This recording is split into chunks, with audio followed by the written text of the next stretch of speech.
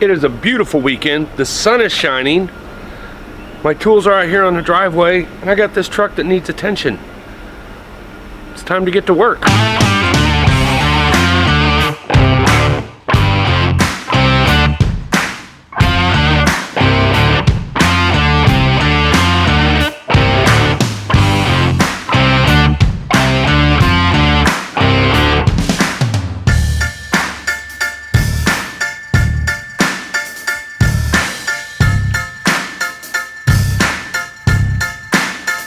So you can't see it, it's behind me. We're gonna work on the front suspension this morning. Primarily my goal for this weekend is to get everything off of the front frame rails, get it cleaned up and painted like we did with the section of the frame under the cab, get the upper and lower control arms clean and ready for new parts to go on.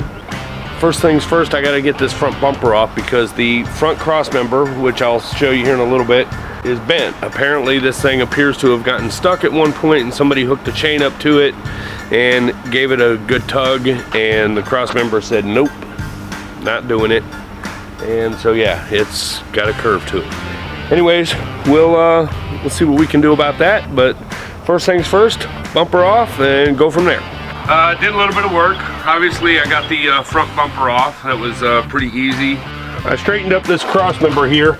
As you can see, this is pretty chewed up right here. It's actually split from me hitting with a hammer, but it was about halfway through anyways. But I got it up flat. It might need a little bit more massaging. Cross member I got good and straight. So the other thing I did is I marked, taking this front suspension off, I marked this left outer, left inner.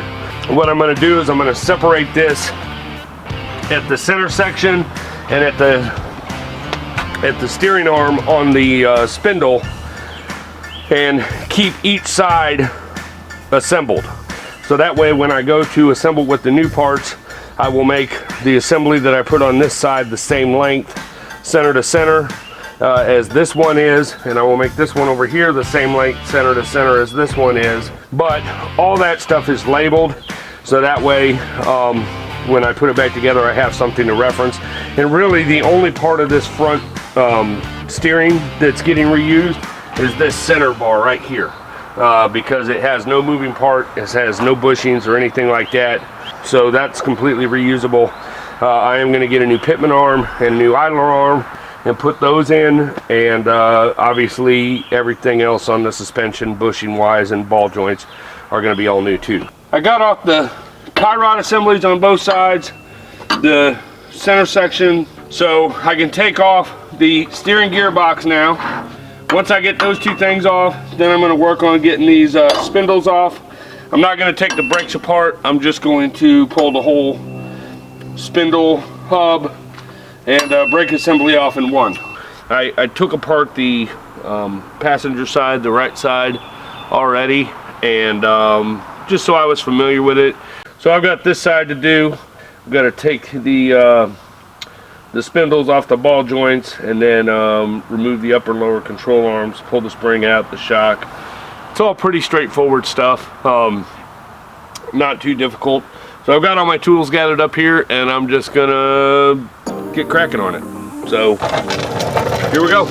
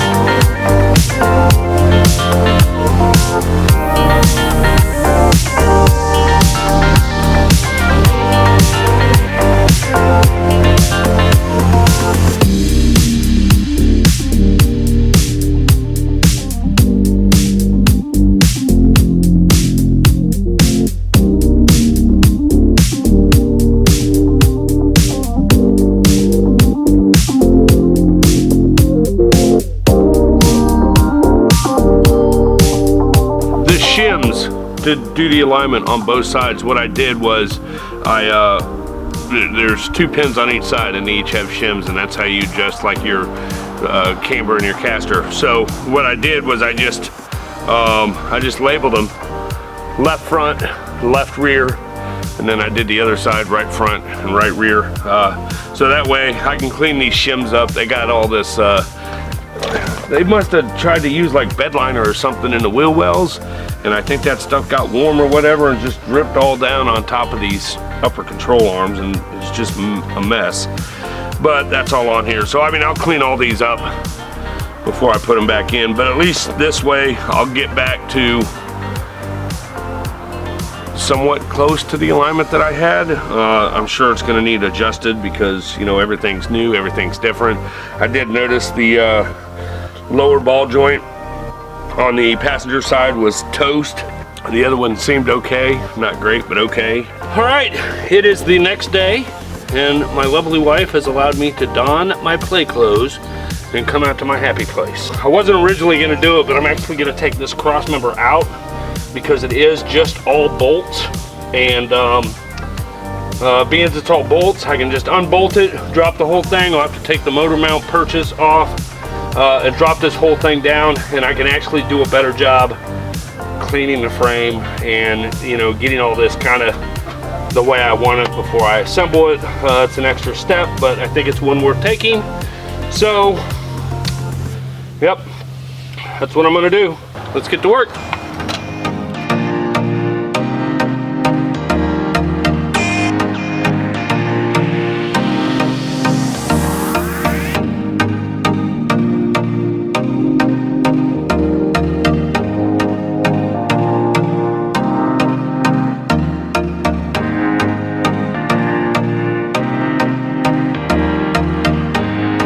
So it's off. The next step is to really get in here. I'll clean up the frame rails first, and then I'll tackle this cross member so that way I can get the cross member bolted back up in. Then I will work on disassembling the upper and lower control arms, get the new ball joints in, get all that stuff, get the new cross shafts put in. Then I can bolt those up. Then it'll be springs, spindles, rotors, all that stuff. I got new brake lines I got to do all through here, the brake booster, and I want to clean up this firewall too, so that's going to be a future video. I'm going to call it quits for this weekend. I still got probably an hour to go cleaning all this mess up, but I made, even though I just took it apart, I really feel like I made good headway this weekend. Next weekend I can start really cleaning this stuff up.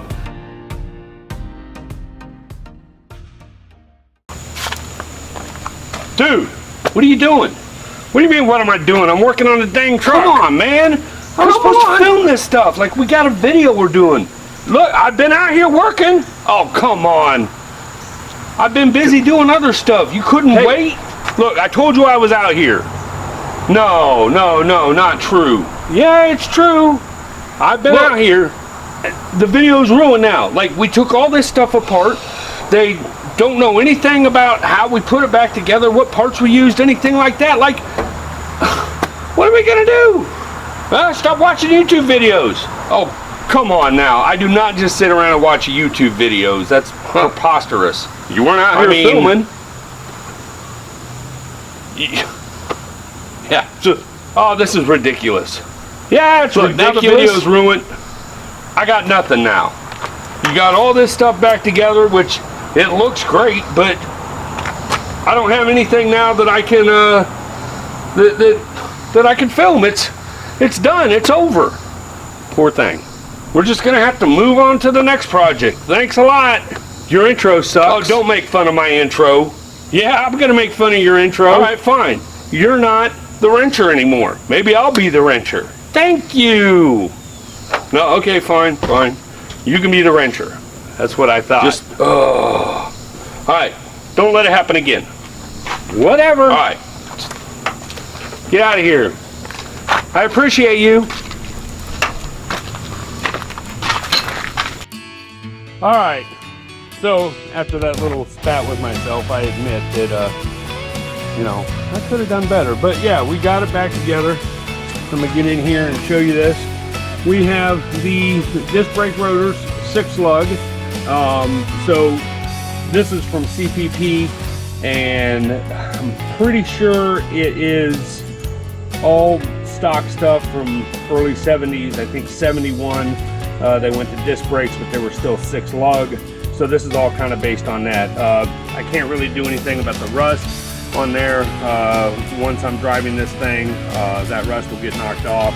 I'll probably clean that up somehow and get that center hub painted up. I don't know what I'm gonna do.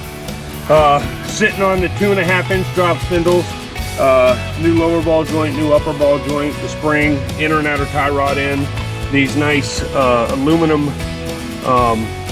adjusters, brand new steering gear box. I went through the whole thing, took it completely apart, took the worm gear out, took this gear right here, just has like a 1/4 of a gear, set the lash, found a great article that Motor Trend did and had up online on how to rebuild a Saginaw manual steering gear. And then I got this on here just so I can cycle the steering like so. 11/16" wrench works perfect. So got that set up. I did grease everything, the end caps, the tie rods, the ball joints, all that. It's dusty, but all this is cleaned up. And then same over here, everything's done. I painted the calipers. I had the spindles on and they looked like they were painted, but they weren't, and they started rusting. So I had to take them back off, and I just shot them with some Rust-Oleum paint, just like a cast gray. I kind of like the cast look on those. And then I had some red caliper paint, so I just went and disassembled the calipers. I didn't pull the pistons out. I just disassembled the calipers, took the pins off, taped everything up with some masking tape, and shot it. Turned out pretty good. Brand new brake pads are in there. I do have anti-seize on that, which is crucial when you're doing brake stuff. So the only thing that I have left on the brakes is obviously the soft brake line from there going to the tab right there, and then do my hard brake lines up front. So what I'm going to do first is I'm going to get the brake booster mounted up there first. That'll be next, and then I'm going to put the front clip back on, and we will go from there as soon as I answer my phone. So anyways, thanks for watching. Man, this project just got away from me, but there's plenty more to come. I'm not giving up on this thing. It just takes me a little while working on it, filming it, editing it, this and that and the other. But really hope you guys are enjoying the video, the content. Please comment down below. Let me know what you like, what you don't like, what you'd like to see different. I'm open for suggestions. So comment, like, subscribe, do all that good jazz, and we will be back with more C10 goodness later.